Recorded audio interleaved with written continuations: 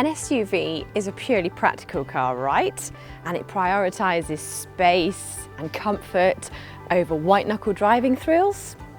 Wrong, says Porsche, because its Cayenne can do both. The first two generations were really successful and the first one was launched in 2002. Since then, everyone from Jaguar to Lamborghini has launched an SUV. So this third generation faces some stiff competition and has the hardest job it's had to date. In this video review, we'll tell you what it's like to drive, how easy it is to live with, and which version you should buy. And remember, we can help save you money on your next new car. Just visit our new car buying section on whatcar.com. First of all though, let's take it for a drive.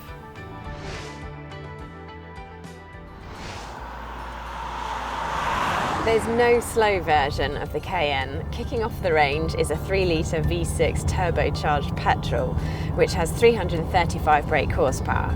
It's plenty quick, but it does feel slightly strained when you get to the end of its rev range. Then there's the plug-in e-hybrid, which does 27 miles on electric power alone. It's perfect if you're driving around town, but don't expect the same fuel economy as a Toyota Prius. Then there's the S, which we're driving today, which also has a V6 petrol engine, but is twin turbocharged, and you can definitely feel the difference lower down the rev range. It is much, much quicker. After that is the frankly bonkers Cayenne Turbo, which has a V8 under the bonnet and impressive performance, as much as you would expect from a modern supercar. It also has running costs to match. You'll notice that there aren't any diesels on that list, and there won't be for a long time. So if it's a long cruiser that you're looking for, you may wish to look elsewhere.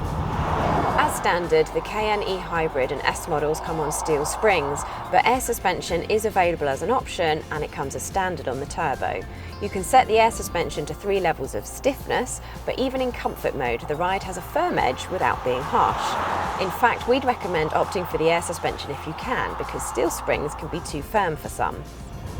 The Cayenne is big and bulky, but it hides its size well through the corners.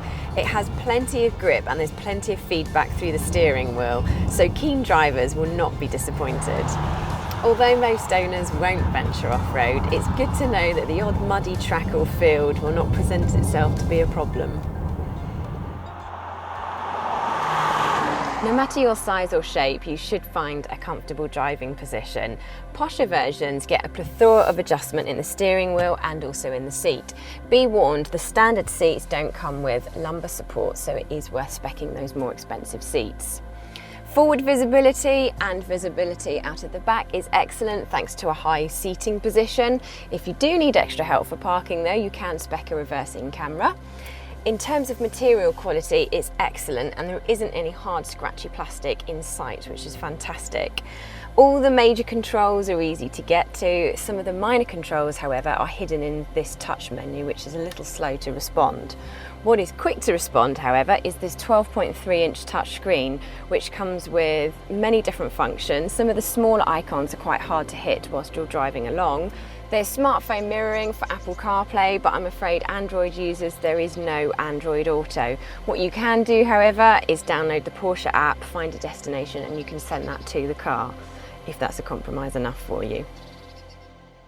The Cayenne is a large luxury SUV, so it's no surprise that it's spacious.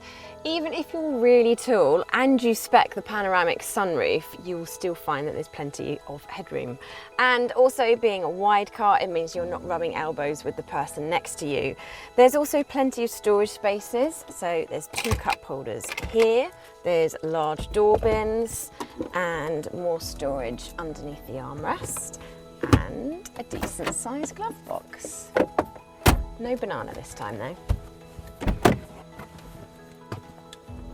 Move into these rear seats and you'll find that there's plenty of head and leg room, especially if you're only 5'4.5" like me. All jokes aside, 6-footers will also be fine, although you do get more room in an Audi Q7. However, you can sit 3 people side by side, although the person sitting in the middle seat does sit a little taller than the 2 either side. And if you're not using the middle seat, you've got 2 cup holders here, and again, you've got some decent sized door bins. As for boot size, well, that's a match for Audi's Q7, and if you fold down the rear seats, it creates even more space.